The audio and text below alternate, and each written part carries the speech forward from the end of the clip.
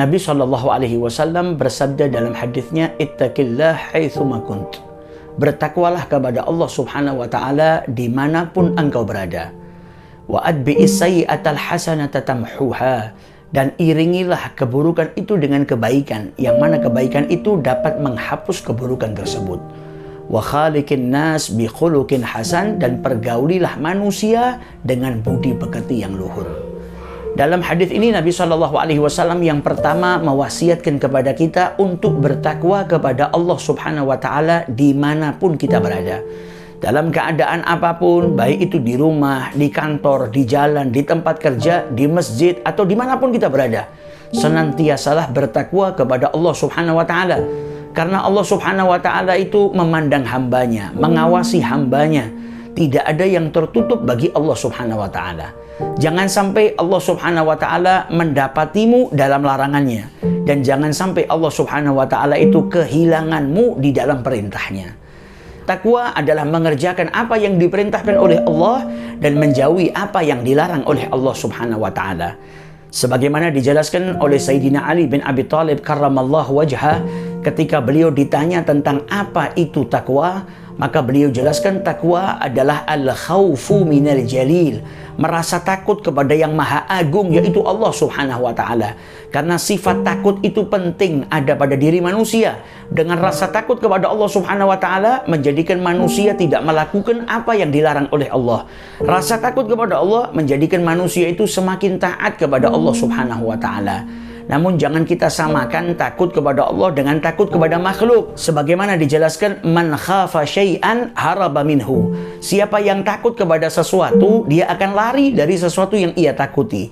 Wa man khafa Allah, sebaliknya orang yang takut kepada Allah, haraba ilaihi, dia akan lari mendekat kepada Allah Subhanahu wa taala. Beliau jelaskan yang pertama, takwa adalah takut kepada Allah Subhanahu wa taala, wal amalu bitanzil, dan mengamalkan apa yang diturunkan oleh Allah, yang disyariatkan oleh Allah, mengerjakan apa yang diperintahkan oleh Allah, dan menjauhi apa yang dilarang oleh Allah Subhanahu wa taala.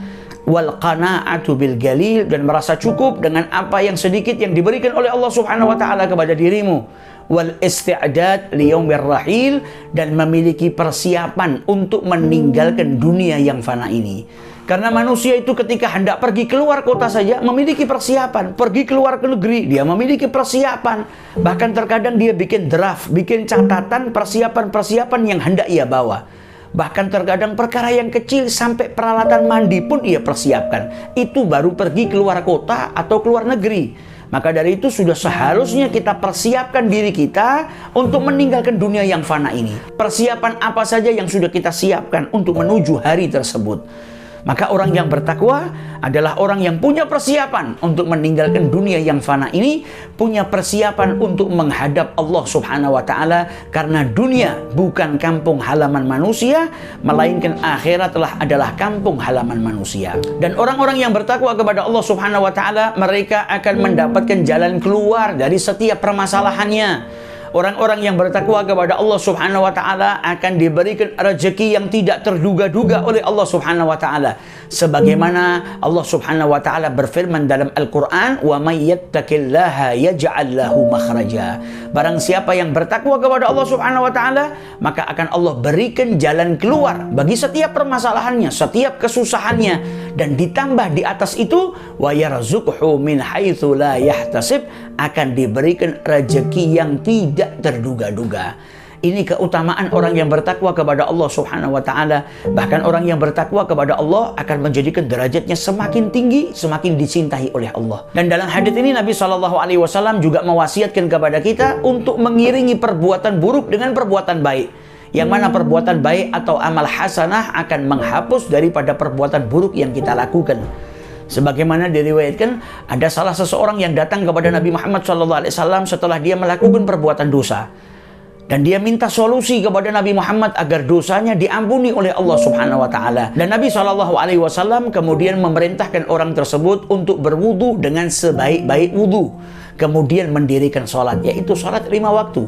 Innal hasanat, sesungguhnya perbuatan baik, kasolawatil khams, seperti sholat 5 waktu, yudhibnas sayyiat, akan menghilangkan perbuatan-perbuatan buruk, yaitu dosa-dosa kecil yang dilakukan oleh manusia. Adapun dosa-dosa besar, maka diwajibkan baginya untuk bertaubat kepada Allah jikalau ingin mendapatkan ampunan daripada Allah Subhanahu wa taala.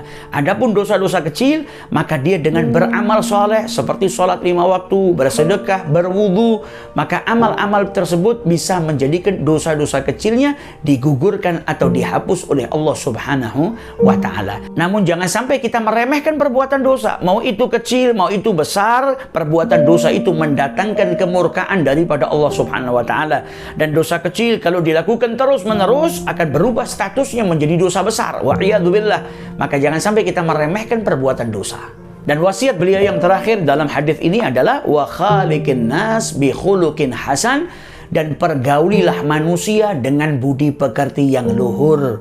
Karena sebaik-baik daripada kalian, kata Rasulullah, adalah yang paling baik budi pekertinya.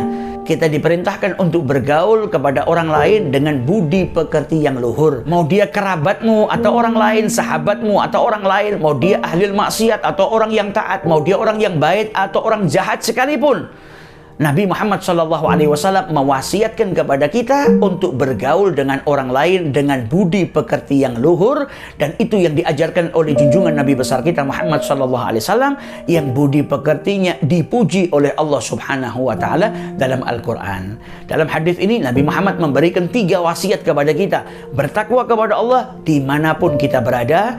Ketika kita melakukan sebuah keburukan, kesalahan, perbuatan dosa, maka bergegaslah untuk melakukan kebaikan, karena kebaikan tersebut akan menghapus perbuatan buruk yang kita lakukan. Dan yang ketiga, bergaul kepada manusia dengan budi pekerti yang baik, mencontoh akhlaknya Nabi besar Muhammad sallallahu alaihi wasallam.